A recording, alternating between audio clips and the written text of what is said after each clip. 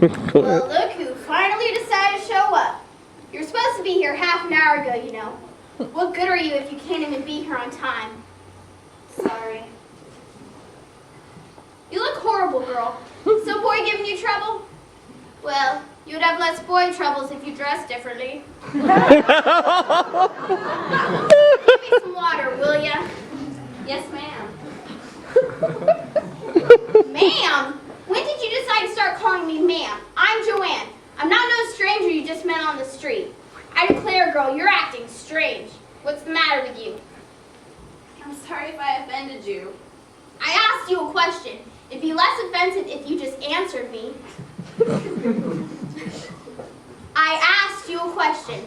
That's a problem with you kids these days. You guys don't know how to show the proper respect. Respect?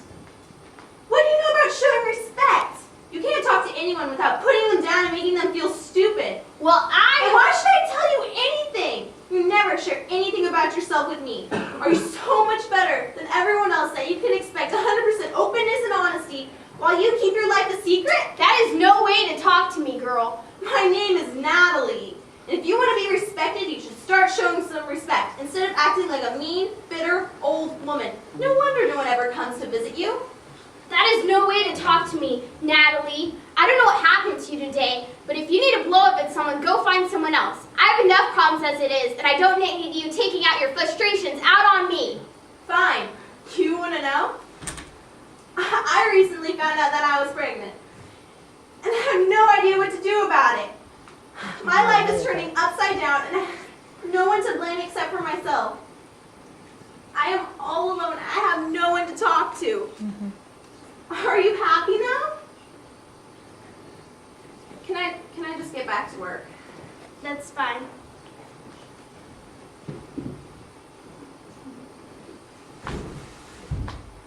Joanne? Joanne?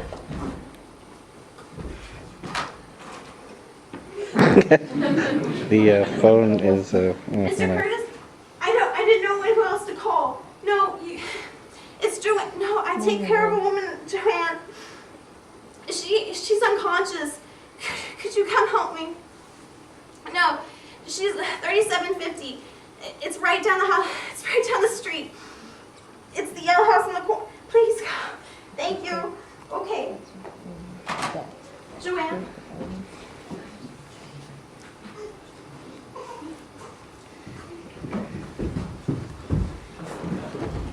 So what happened? I don't know. I just heard a loud noise and she was unconscious.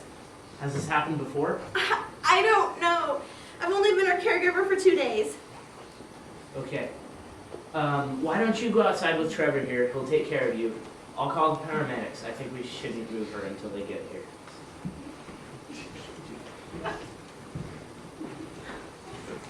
Everything's gonna be okay. Yeah. Aren't you Thompson's friend? Yeah. I'm Natalie. I'm Trevor. You look familiar. What's your last name? Trev, I need you in here. Are you gonna be okay if I go in? Yeah. Great. great.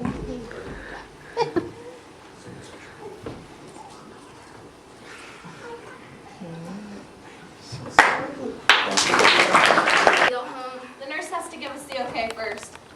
I figured. Get any visitors? You're the first. I'm sorry. No, I'm sorry. I could have been less upset myself. Sorry about your situation. Thanks. Joanne, you're free to go now.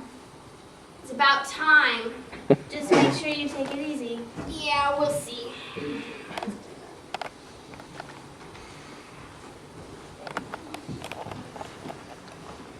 Could have asked for a better son, you know?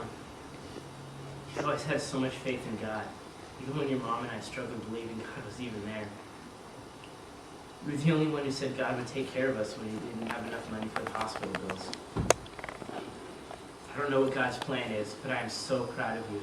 I'm so thankful that he gave you to us.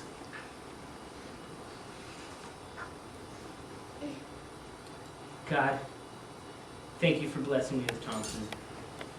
I pray that if it's your will, that you would heal him completely and restore him to me, to his family. This is hard, Lord. So hard.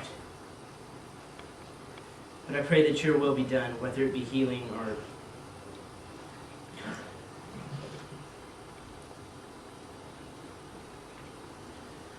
Father, I know that you're a better father than I could ever be. So I release him into your arms. Praise you, Lord. No matter what, I'll always believe that you're good and worthy of praise. Thank you, Lord. Thank you.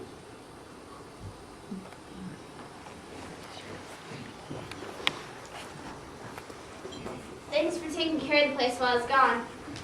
No problem. Is there anything you need? No. Are you sure?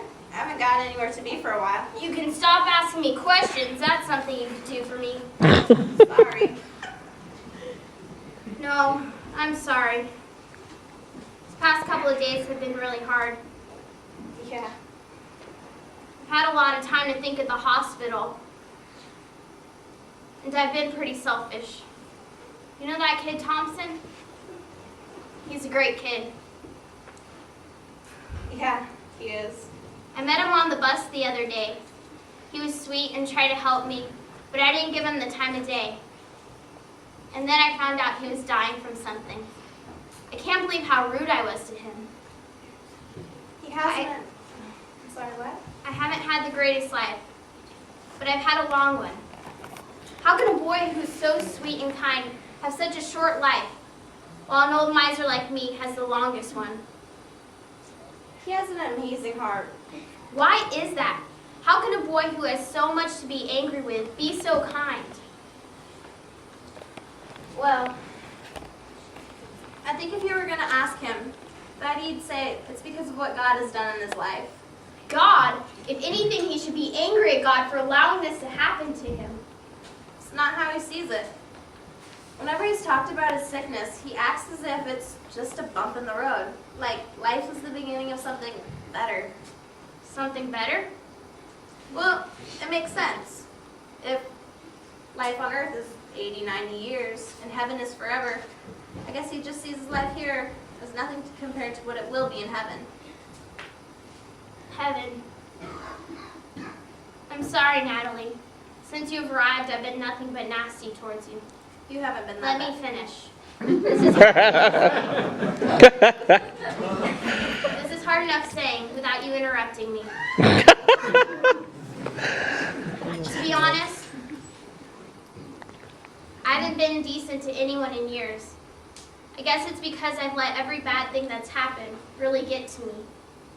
I've closed off to everyone who really cares about me. With that said, I'm about to tell you something that I haven't told anyone in years, and I'd appreciate if you didn't interrupt.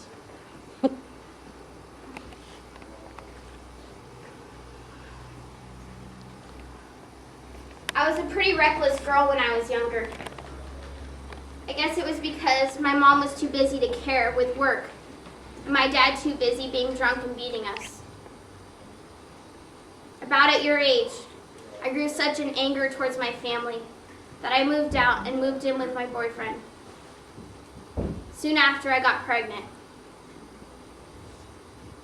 As soon as he found out, he disappeared. I never heard from him again. I tried to go back home, but my parents didn't want anything to do with me. So I moved in with a friend, and she got me a job and back on my feet. As soon as I could, I got an abortion. After a long while, I started dating any man who would have me. But what I didn't realize was with every man I was with, I lost part of myself. And I didn't know who I was after a while.